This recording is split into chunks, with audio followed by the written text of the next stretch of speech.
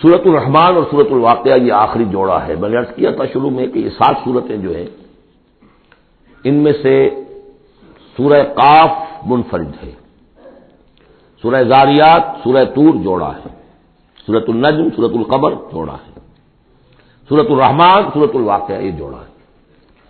یہ جوڑا بڑا عجیب ہے.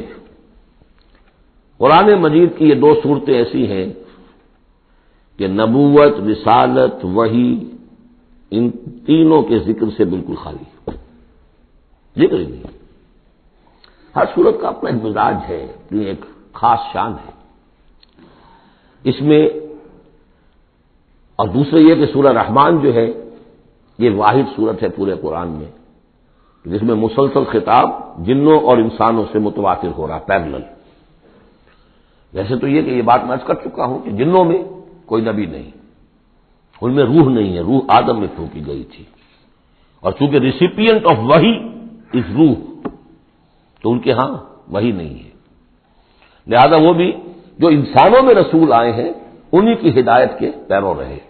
ان میں سے جو اچھے لوگ ہیں، جو نیک لوگ ہیں، وہ ایمان لائے، جس کی ایک مثال ہمارے سامنے آ بھی چکی ہے. وہ جنات تھے، حضرت موسیٰ پر ایمان رکھنے والے تھے، تورات کے ماننے والے تھے، اور ان کا گزر ہوا، قرآن انہوں نے سنا، وہ ایمان لے آئے، اور پھر جا کر وہ اپنی قوم میں تبلیغ شروع کر دی. تو گویا کہ قرآن مجید میں جب یا ایھا الناس کہا جاتا ہے تو اگرچہ انسان مراد ہیں، لیکن یہ کہ انہی کے تابع خطاب جو ہے وہ جنات سے بھی ہے. لیکن اس صورت میں اس کو کھول دیا گیا. باقی یہ اسی پر قیاس کرتے ہیں، پورے قرآن کو سمجھیے کہ پورے قرآن کے مخاطب انسان بھی ہیں، جنات بھی ہیں. لیکن یہاں صرف یہ کہ اس کو ایک ایک قدم کے اوپر تسنیہ کا صیغہ، فَبِأَيِّ آلَاءِ رَبِّكُمَا تُكَذِّبَانِ فَبِأَيِّ آلَاءِ رَبِّكُمَا تُكَذِّبَانِ یا معشر الجن والانس، اے انسانوں اور اے جنات کی جماعتوں. جو کھل کر جو ہے صراحت کے ساتھ جو ہے انسانوں کے ساتھ جنات کا ذکر اور ان سے خطاب، تو صرف اس ایک صورت میں پورے قرآن مجید میں. ایک اور بات یہ ہے کہ اس میں 2 جنتوں کا تذکرہ ہے، اور سورہ واقعہ میں بھی ایسا ہی ہے. ان دونوں میں ترتیب عجیب ہے مضامین کے اعتبار سے، جس کو کہ آپ مرر امیج کہتے ہیں. آج کل مکان بہت سے بنتے ہیں ایسے کہ بالکل مرر امیج ہوتے ہیں کہ یوں لا کے ملا دیے تو ایک جیسے ہوں گے. ڈرائنگ روم جڑے ہوئے ہیں، پھر کوئی بیڈ روم ہے وہ ادھر ہے، پھر ادھر آخر میں پورچ ہے، وہی نقشہ ادھر ہے، وہی نقشہ ادھر ہے، تو گویا کہ ہے مرر امیج. تو ان دونوں صورتوں میں مضامین جو ہے مرر امیج کے ساتھ ہے. سورہ رحمان میں قرآن مجید کی عظمت کا بیان اور اس کا جو حق ہے جو انسانوں کو ادا کرنا چاہیے اس کو مضمر کیا اور عظمت قرآن کا بیان کیا. یہ شروع ہو رہی ہے صورت اس سے. سورہ واقعہ میں وہ آخر میں آئے گا قرآن کی عظمت کا بیان، اور جو لوگ کہ اس کا حق ادا نہیں کرتے ان کا انجام. پھر اس میں اس کے بعد جو ہے پہلے ذکر ہے اہل جہنم کا، اور اس کے بعد ہے 2 طرح کی جنتوں کا. 2 درجے ہیں اہل جنت کے. لیکن وہاں کیا ہے؟ پہلے تذکرہ ہے دو کامیاب گروہوں کا، اور پھر آخر میں تذکرہ ہے جہنمیوں کا. اس اعتبار سے اس میں مضامین کی بڑی گہری مناسبت بھی ہے، اور ایک مرر امیج کی ترتیب سے یہ عکسی ترتیب ان کے مضامین میں ہے. سورۃ الرحمن بسم اللہ الرحمن الرحیم. نوٹ کر لیجئے یہ ترجیحی جو آیت ہے اس میں 31 مرتبہ آئی ہے آیت. کل آیات 78 ہیں، جن میں سے 31 جو ہیں وہ تو در حقیقت فَبِأَيِّ آلَاءِ رَبِّكُمَا تُكَذِّبَانِ اس کی تکرار ہے. یہ اسلوب قرآن مجید میں یا تو سورہ شعراء میں آ چکا ہے، 8 بار وہ الفاظ آئے تھے، اِنَّ فِي ذَلِكَ لَآیَةً وَمَا كَانَ أَكْثَرُهُم مُؤْمِنِينَ وَإِنَّ رَبَّكَ لَهُوَ الْعَزِيزُ الرَّحِيمُ 8 مرتبہ. یا یہ القمر میں ہم 4 دفعہ پڑھ چکے ہیں، فَكَيْفَ كَانَ عَذَابِي وَنُذُرِ وَلَقَدْ يَسَّرْنَا الْقُرْآنَ لِلذِّكْرِ فَهَلْ مِن مُدَّكِرٍ. اور یہاں سورۃ الرحمن میں 31 بار آئے گا فَبِأَيِّ آلَاءِ رَبِّكُمَا تُكَذِّبَانِ. بسم اللہ الرحمن الرحیم. الرحمن علم القرآن خلق الانسان علمہ البیان. رحمان، اور یہ اللہ کا وہ نام ہے جو رحمت کے مادے سے، لیکن خاص شان اس کی یہ ہے کہ جس میں ایک طوفانی کیفیت ہے اللہ کی رحمت، ٹھاٹھے مارتے ہوئے سمندر کی طرح. غضبان ہم پڑھ چکے ہیں 2 دفعہ، نہایت غضبناک. حضرت موسیٰ کے لیے لفظ آیا غضبان آصفہ. تو عرب کہے گا اگر بھوک سے مر رہا ہے انا جوعان، پیاس سے مر رہا ہے انا عطشان، تو رحمان کے وزن پر بہت مبالغہ ہوتا ہے، اور اس میں ایک شان ہوتی ہے جیسے کہ طوفانی شان، طوفان وہ بھی اسی میں ہے۔ اور رحمان وہ ہستی کہ جس کی رحمت ٹھاٹھے مارتے سمندر کے مانند ہے۔ علم القرآن، اس نے قرآن سکھایا ہے۔ یعنی یہ کہ قرآن مجید کی عظمت کا تصور کرو، یہ اللہ کی رحمانیت کا مظہر عتم ہے، اس کی رحمت کی سب سے بڑی شان، اس کا مظہر عتم جو ہے وہ قرآن ہے۔ دوسری بات یہ، اللہ کے ناموں میں چوٹی کا نام رحمان ہے، بہت پسندیدہ، رحمت کی تو ضرورت ہر شخص کو ہے۔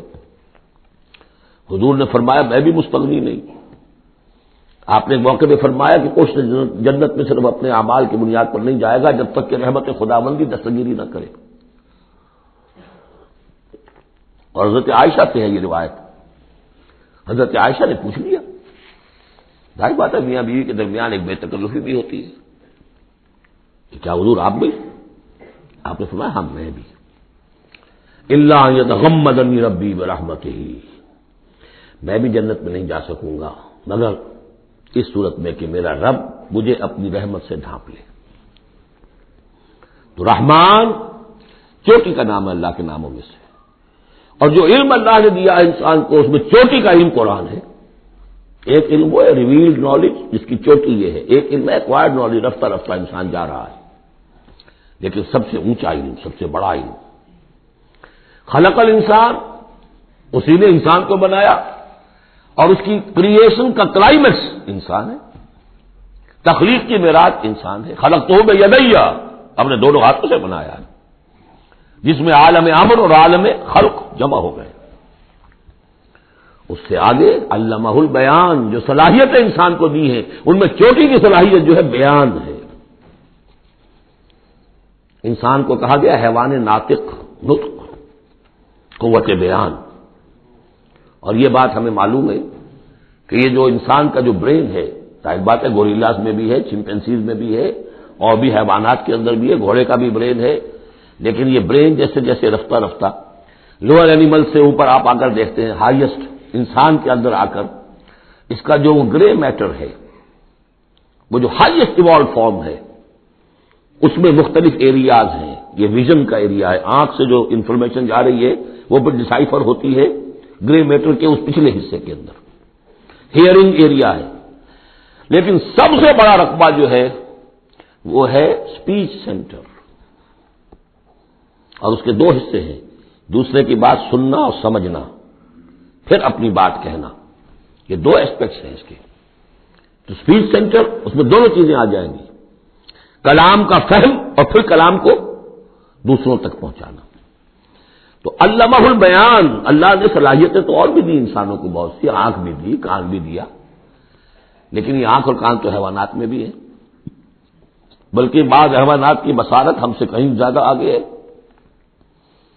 بعض حیوانات وہ ہیں کہ جنہیں روشنی کی بھی ضرورت نہیں دیکھنے کے لیے، بغیر اندھیرے میں بھی دیکھتے، ہم تو اندھیرے میں نہیں دیکھ سکتے۔ اس طرح کان، گھوڑے کا کان جو ہے اس کے کان کھڑے ہو جاتے ہیں اینٹنا کی طرح سے، اگر کہیں سے آہٹ ہو، جب یہ آپ کے گھوڑ سوار نے کچھ نہیں دیکھا، کھلا سنا ہے، جب ذرا سی آہٹ کہیں کی گھوڑے نے سن لی۔ اس حوالے سے باقی چیزیں جو ہیں ان میں تو یہ کہ علیحدہ علیحدہ گنا جائے گا تو صلاحیتیں باقی شاید انسان سے بہتر بھی دوسرے حیوانات میں ہیں۔ سونگنے کی صلاحیت کتے میں جتنی ہے ہمارے پاس تو 1/100 بھی نہیں۔ حیوانات میں سونگنے کا ایریا جو ہے وہ بہت بڑا ہوتا ہے برین کے اندر، وہ سونگ کر چیزوں کو اندازہ کرتے ہیں کھانے کی ہے کہ نہیں ہے۔ لیکن انسان کے ہاں آ کر ہائیسٹ لیول آف برین میں یہ اسپیچ سینٹر ہے۔ اب یہ جو 4 آیتوں سے 3 جملے بنے، الرحمن آیت 1 ہو گئی لیکن جملہ تو نہیں بنا، الرحمن مبتدا ہے، علم القرآن خبر ہے، جملہ اب بنا، تو جملے 3 ہوئے، الرحمن و علم القرآن خلق الانسان علمہ البیان۔ اس کو جو ریشو پروپورشن کا قاعدہ ہوتا تھا نسبت و تناسب کا حساب میں، ارتھمیٹک میں 3 ویلیوز دی گئی ہیں، چوتھی تلاش کرو، چوتھی ویلیو اس میں کیا ہے جو مضمر ہے، چھپی ہوئی ہے۔ انسان کو جو بہترین صلاحیت اللہ نے دی ہے قوت بیان، اس کا مصرف بھی ہونا چاہیے بہترین۔ اس کا بہترین مصرف یہ ہے کہ قرآن سمجھو اور سمجھاؤ، قرآن پڑھو اور پڑھاؤ۔ جیسے کہاوت ہے کہ توپ اس لیے نہیں بنتی کہ اس سے مکھیاں ماری جائیں، اسی طرح اتنی بڑی صلاحیت جو تمہیں اللہ نے دی ہے، اسی صلاحیت کو وکلا استعمال کرتے ہو، جو اچھا آرگو کر سکے اس کی فیس بڑھتی چلی جاتی۔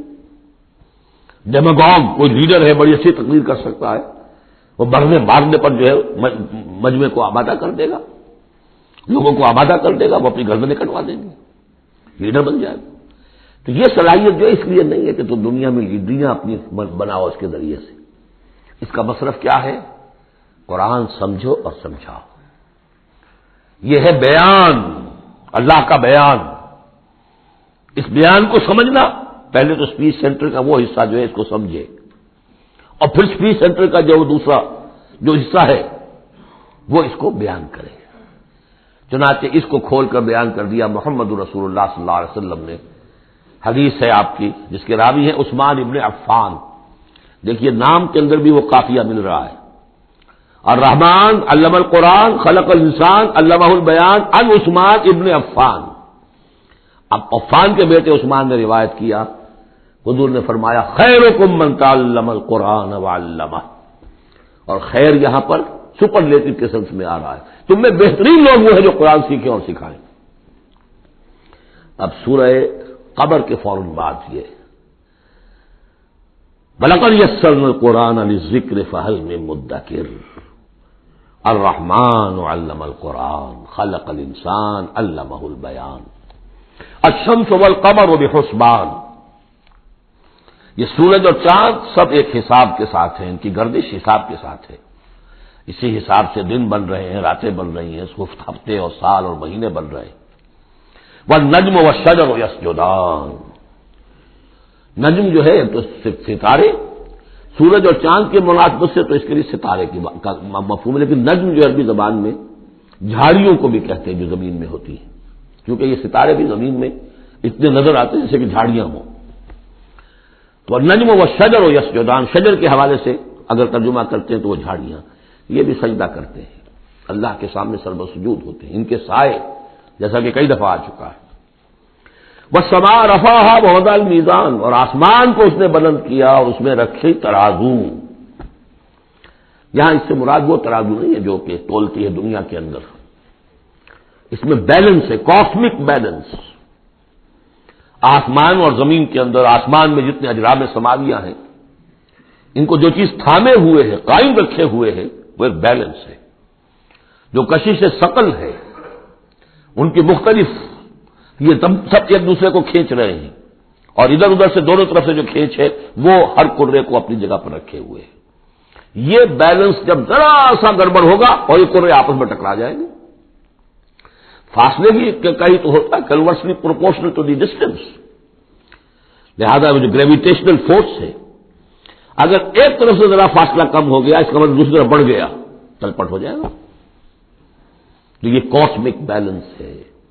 والسماء رفعها ووضع الميزان الا تطغوا في الميزان، دیکھو اس میزان میں، اس توازن میں، یہ جو بیلنس ہے یہاں کا، اس میں کوئی کمی بیشی نہ کرو، بد زیادتی کرو۔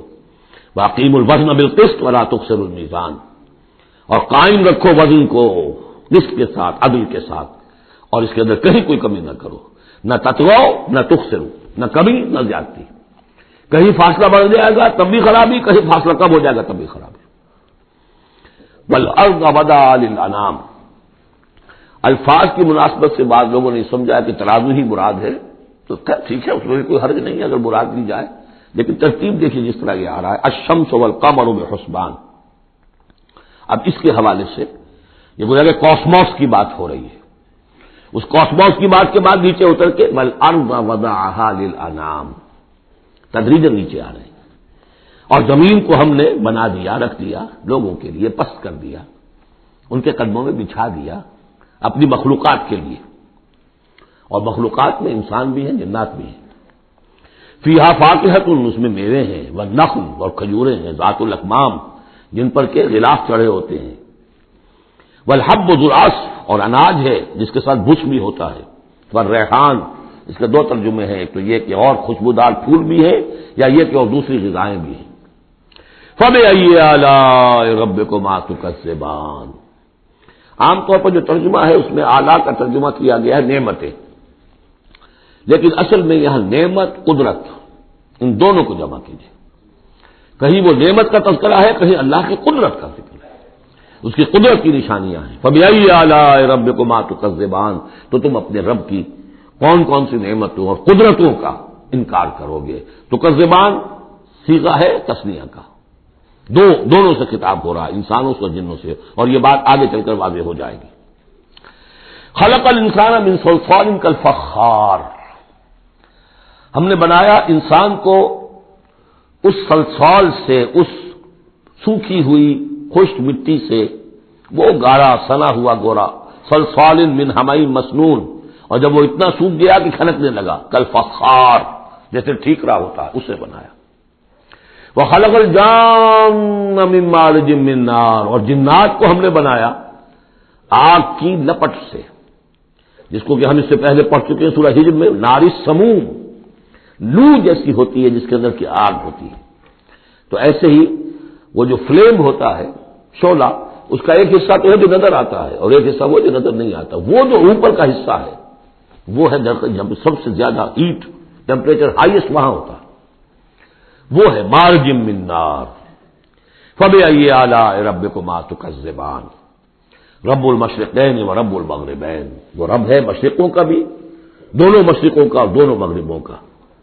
یہ تسمیہ کی جو مناسبت سے یہاں پر مشرقین و مغربین کا، کہیں مشارق والمغارب ہے، رب المشارق والمغارب، کہیں مشرق و مغرب ہے، اور یہ سب ٹھیک ہے.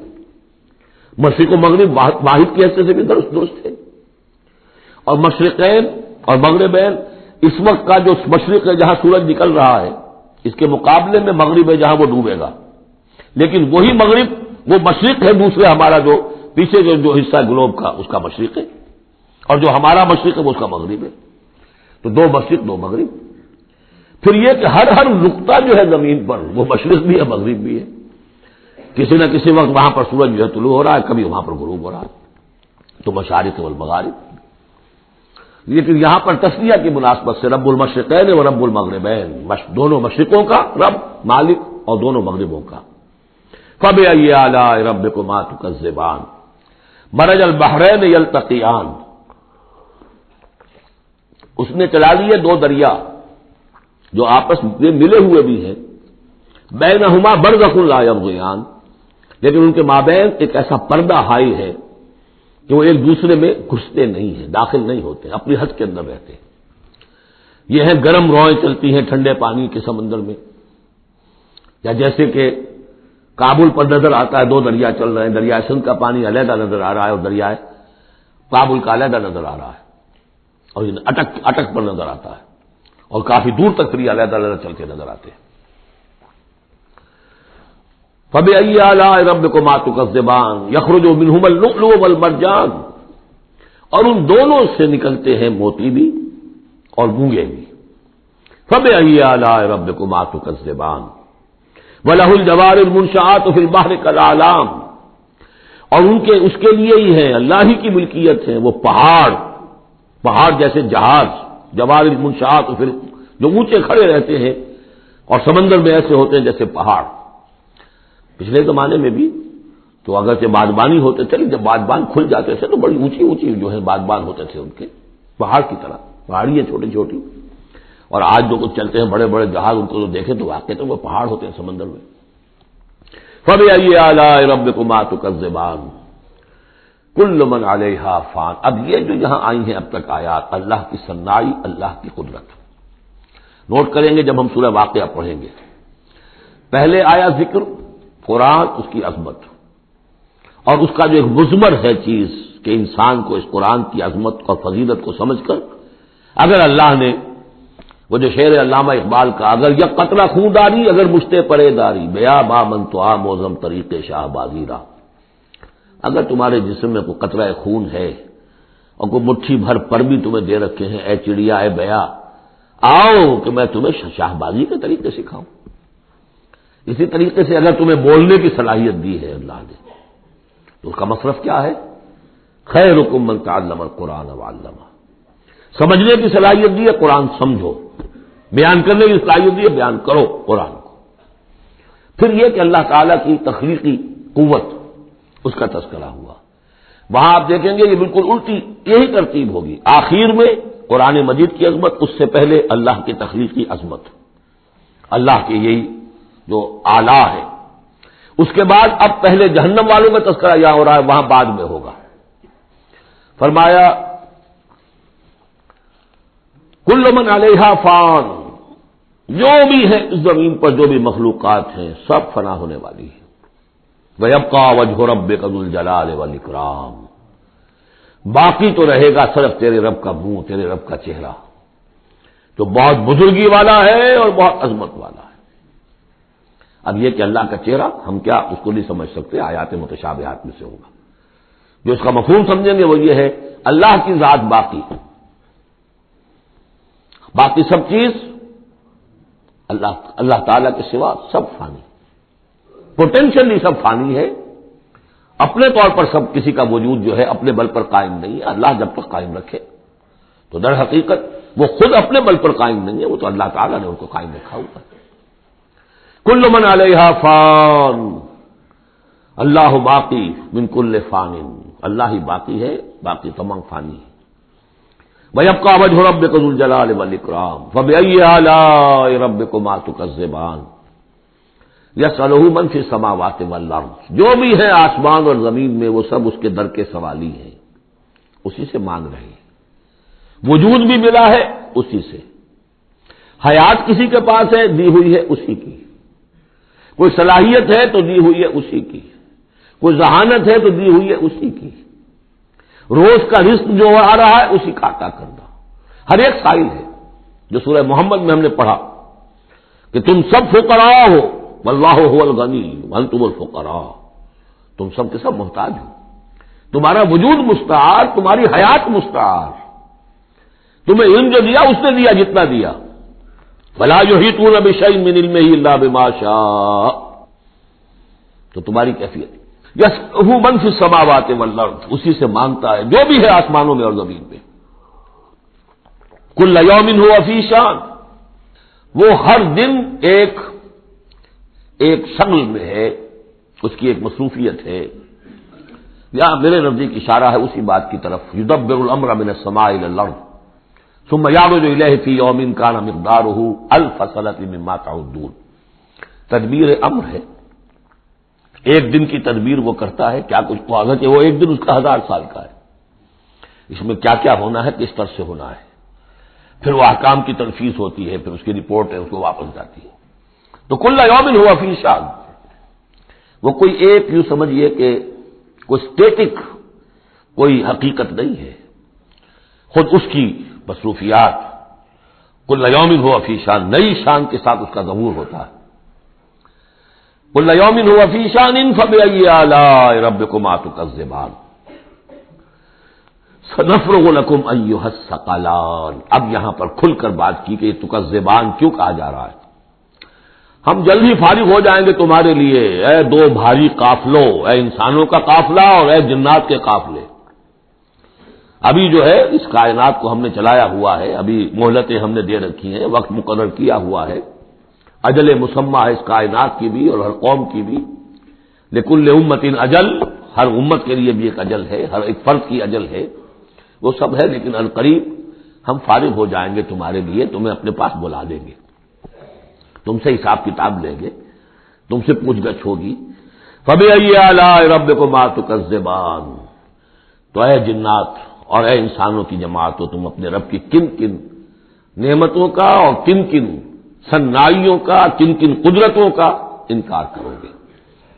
یا معشر الجن والانس ان استطعتم ان تنفذوا من اقطار السماوات والارض فانفذوا لا تنفذون الا بسلطان فبأي آلاء ربكما تكذبان يرسل عليكما شواظ من نار ونحاس فلا تنتصران فبأي آلاء ربكما تكذبان صدق اللہ العظیم۔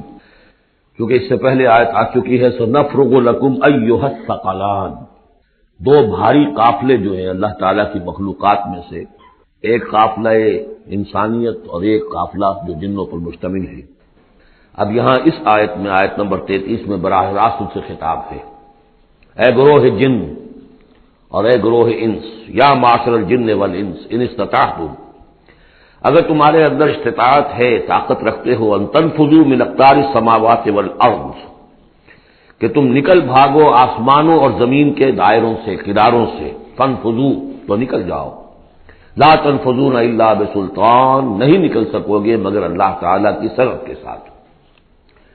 یہ آیت مبارکہ مشکلات القرآن میں سے ہے، پوری طرح ہم شاید ابھی نہ سمجھ پائیں جب تک کہ اور ہمارا علم جو ہے کائنات کے بارے میں، کاسموس کے بارے میں اور علم بڑھ نہیں جاتا، لیکن یہ کہ عام طور پر یہ سمجھا گیا ہے کہ یہ انسان اور جن جو ہیں ایک حد تک ان کی رسائی ہے اس کائنات کے اندر، اس سے آگے نہیں، جیسے کہ آ چکا ہے، میں پہلے بھی بیان کیا ہے کہ جنات کے لیے غالباً یہ ہمارا جو سولر سسٹم ہے یہ پورا جو ہے یہ ان کی جولان گاہ ہے، اس میں یہ جائیں جدھر جائیں چلے جائیں، اس سے آگے نہیں۔ انسانوں کا معاملہ یہ ہے کہ وہ اس کے اندر بھی جو بھی فاصلہ طے کرتے ہیں وہ ظاہر بات ہے کہ وہ اس کے لیے مشینیں ایجاد کر کے جہاں تک جا رہے ہیں، لیکن اس پورے سولر سسٹم تک بھی ان کی رسائی ممکن نہیں ہوگی۔ لیکن یہ کہ ایک گمان میرا ہے جو میں آپ کے سامنے پیش کر رہا ہوں کہ قرآن مجید جب آسمانوں اور زمین کی بات کرتا ہے تو وہ مراد ہوتی ہے کل کائنات، کل یونیورس، اور کل یونیورس کے کناروں سے نکل بھاگنا، اس کے کیا معنی ہے؟ اس کے معنی یہ ہے معدوم ہو جانا، یعنی یہ کہ جہنم میں پڑنے والے چاہیں گے کہ ہم معدوم ہو جائیں، کاش کہ جیسا کہ ہم نے پڑھا تھا سورہ نساء میں، فَكَيْفَ إِذَا جِئْنَا مِن كُلِّ أُمَّةٍ بِشَهِيدٍ وَجِئْنَا بِكَ عَلَىٰ هَٰؤُلَاءِ شَهِيدًا، اس روز انسان چاہیں گے کہ اس طرح زمین شق ہو جائے، وہ اس میں دھس جائے اور زمین اوپر سے برابر کر دی جائے، یہ تو ہوگا یوم الحساب کو۔ لیکن سوال یہ ہے کہ من اقطار السماوات والارض، تمام آسمانوں اور زمین کے کناروں سے نکل بھاگنا، معدوم ہونا، یہ بھی بس میں نہیں ہے، اللہ کے اذن سے ہی ہم بنے ہیں، ہمیں وجود عطا ہوا ہے، اور اللہ ہی کا اختیار ہے جو ہمیں معدوم کر سکتا ہے۔ ہم لاکھ چاہیں کہ معدوم ہو جائیں، معدوم نہیں ہو سکتے، یہ بھی ہماری اختیار سے باہر ہے، اذن رب ہی ہو تو ہم معدوم ہوں بغیر اذن رب۔ یہاں پر ویسے جو الا بسلطان، اللہ کا حکم، اللہ کی مرضی، اللہ کی سند، جس اس طرح کی کوئی بات ہے، اگرچہ عام طور پر بات وہ سمجھی گئی ہے جو پہلے میں نے بتایا، میرا گمان یہ ہے واللہ عالم، بہرحال مشکلات القرآن میں سے ہے۔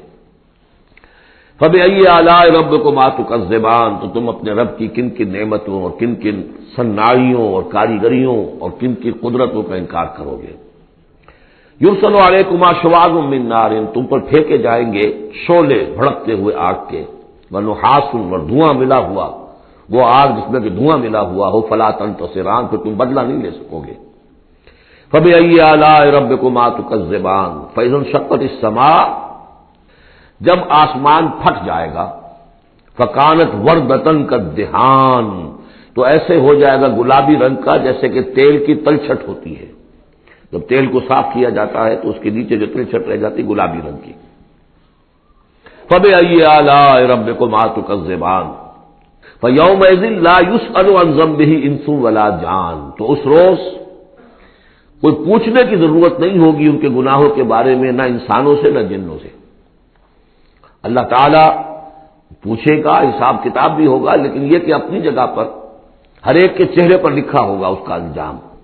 بل الانسان علی نفسہ بصیرہ، چنانچہ کئی جگہ قرآن مجید میں نقشہ کھینچا گیا ہے، میدان قیامت میں جب لوگ کھڑے ہوں گے، کچھ لوگوں کے چہرے تر و تازہ ہوں گے، کچھ لوگوں کے اوپر مردنی چھائی ہوئی ہوگی، جس کی مثال بہترین ہوتی ہے ہائی سکولز کے اندر ہر سال جب ڈکلیئر کرتے ہیں امتحان، سالانہ امتحان کا نتیجہ، تو جب کھڑے ہوتے ہیں طالب علم سننے کے لیے تو بعض لوگوں کے چہروں کے اوپر لکھا ہوتا ہے کہ یہ فیل ہونے، اس لیے کہ انہیں معلوم ہے لکھ کر کے آئے تھے ہم، اور بعض کے چہرے تر و تازہ ہوتے ہیں، انہیں اگر فکر ہوتی ہے تو اس کی کہ میں فرسٹ آتا ہوں یا نہیں آتا، بس اس کی تشویش ہو سکتی ہے، لیکن یہ کہ انہیں کوئی اندیشہ یہ نہیں ہوتا کہ وہ فیل ہو جائیں گے۔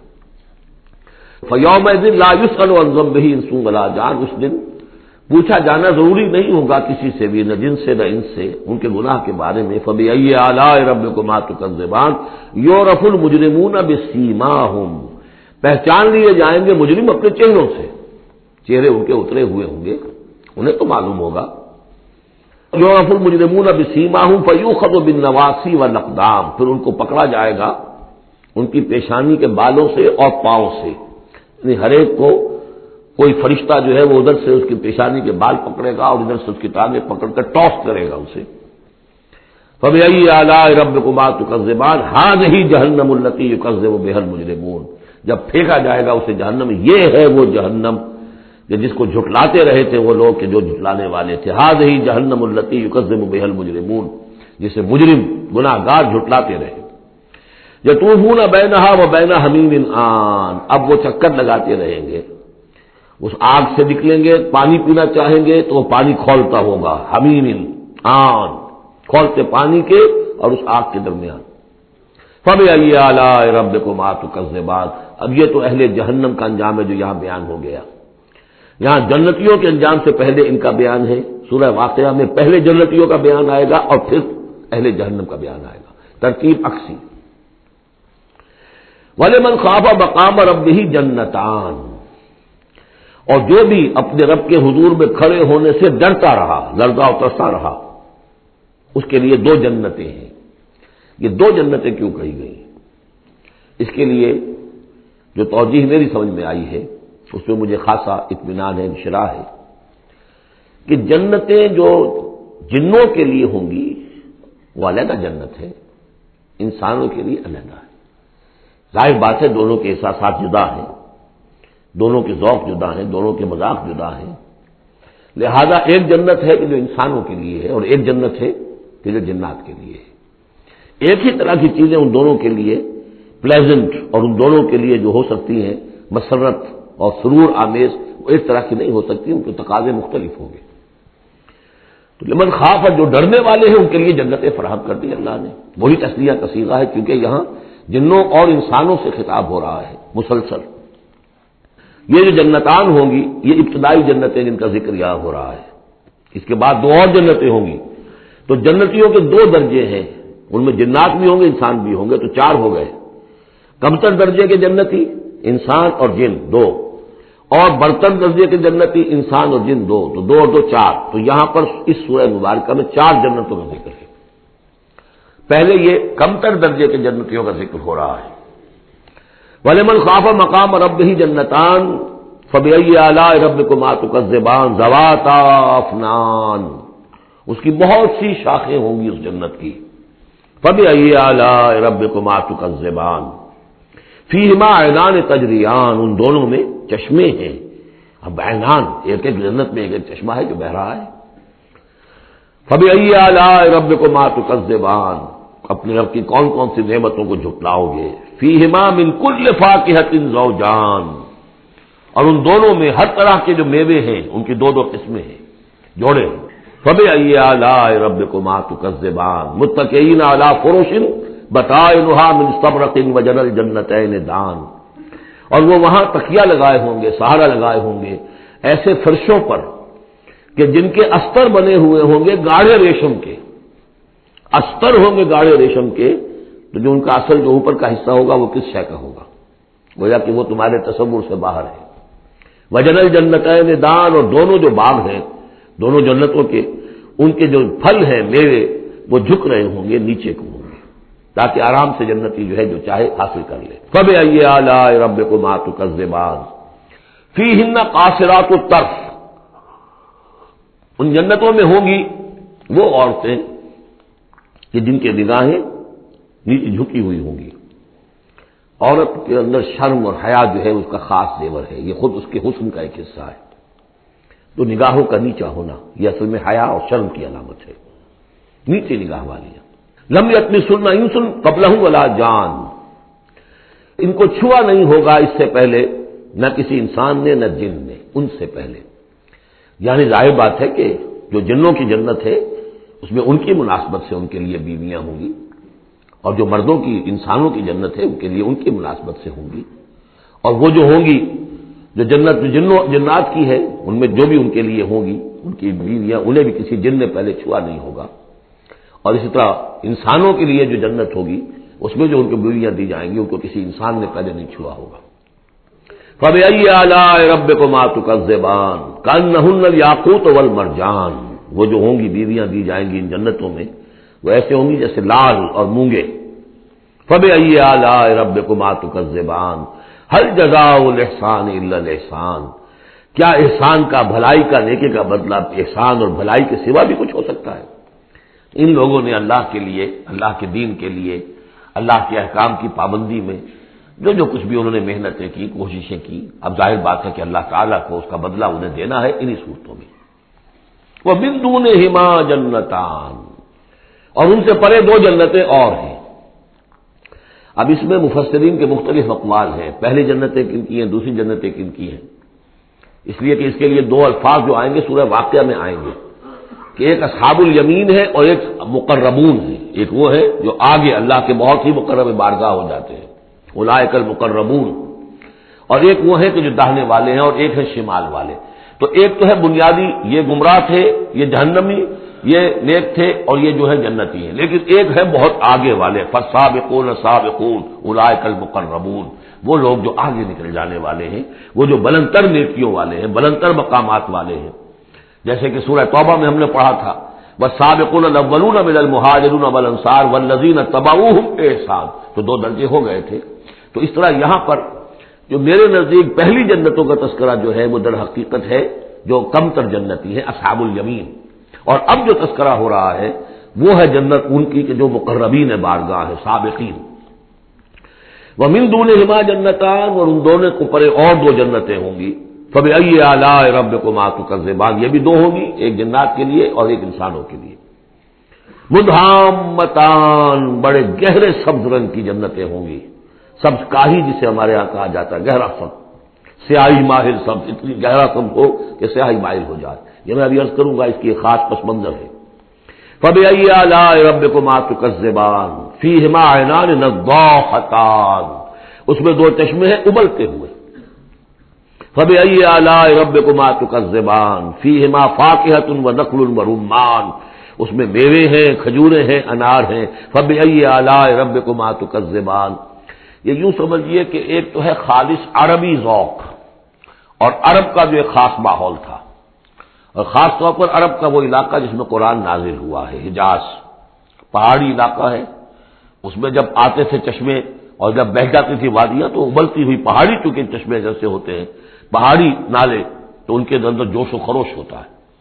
اور دوسرے کہ وہاں پر جو باغات ہوتے تھے کھجور کے درخت، اور وہاں پر وہ سبزی جو رنگ ہے ان کا وہ سبزی مائل گہرا، اور اسی کے اندر پھر جو چھاؤں ہے، تو جو ان کا تصور ہے ایک عربی ذوق ہے، ایک عجمی ذوق ہے۔ وہ عجمی ذوق ہے جو پہلے بیان ہوا ہے، عربی ذوق ہے جو اب بیان ہو رہا ہے۔ فیہما فاکہۃ ونخل ورمان، اب یہ چیزیں جو ہیں یہ عرب کے اندر کھجوریں ہیں، انار ہیں۔ فبأي آلاء ربكما تكذبان فیہن خیرات حسان، اس میں ہوں گی بہت ہی اچھی عورتیں، نہایت خوبصورت۔ فبأي آلاء ربكما تكذبان حور مقصورات فی الخیام، اب یہاں حور کا لفظ آیا، پہلے میں نہیں آیا ہے۔ پہلے میں یہ تو آیا ہے فیہن قاصرات الطرف لم یطمثن انس قبلہم ولا جان، لیکن لفظ حور یہاں آیا ہے۔ اسی کو نوٹ کریں گے کہ سورہ واقعہ میں بھی ایک کے ساتھ حور کا لفظ آئے گا، دوسرے کے ساتھ نہیں۔ حور مقصورات فی الخیام، اب یہ بھی عرب پس منظر ہے، خیموں میں رہنے والے وہ حوریں کہ جو خیموں میں رکی رہنے والی ہوں گی۔ ظاہر بات ہے کہ وہاں پر تو عام طور پر شہر بہت کم تھے، پورے عرب کے اندر، حجاز کے اندر بہت کم، جو عام طور پر جو آبادیاں تھیں وہ خیموں میں رکی رہنے والیاں۔ وقرن فی بیوتکن ولا تبرجن تبرج الجاہلیۃ الاولی، وہ شمع محفل نہیں بنتی بلکہ وہ چراغ خانہ بنتی ہیں۔ حور مقصورات فی الخیام فبأي آلاء ربكما تكذبان لم یطمثن انس قبلہم ولا جان، نہیں انہیں چھوا ہوگا ان سے پہلے نہ کسی انسان نے اور نہ کسی جن نے۔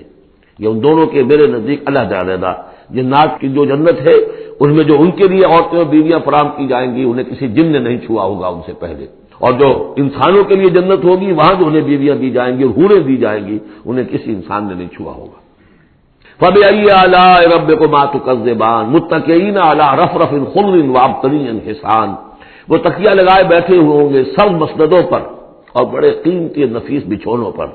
فَبِأَيِّ آلَاءِ رَبِّكُمَا تُكَذِّبَانِ تَبَارَكَ اسْمُ رَبِّكَ ذِي الْجَلَالِ وَالْإِكْرَامِ، بہت بابرکت ہے نام تیرے رب کا جو بہت ذی الجلال بڑائی والا ہے اور اکرام عظمت والا ہے۔